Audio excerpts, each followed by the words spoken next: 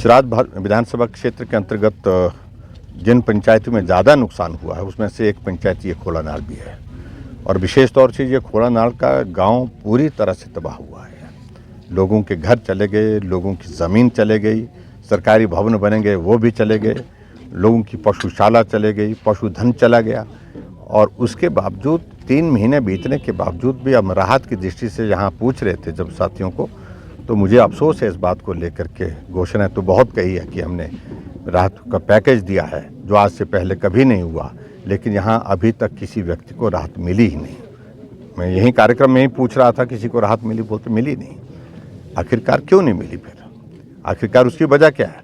तो राहत की अगर बातें कह रहे हैं तो राहत किसको मिल रही है? यहाँ स्कूल के बच्चों के लिए बैठने की अब व्यवस्था नहीं है।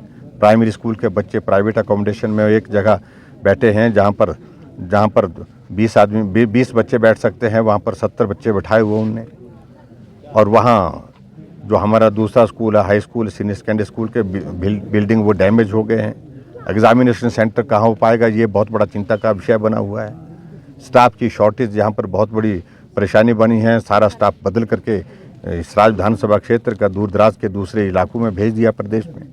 तो इस प्रकार से कांग्रेस व्यवस्था परिवर्तन की बातें कर रहे हैं और लोगों की समस्याओं का समाधान करने के लिए जिस सरकार को चुना गया है प्रदेश की जनता द्वारा, उनकी समस्याओं को और बढ़ाने का काम कर रही है।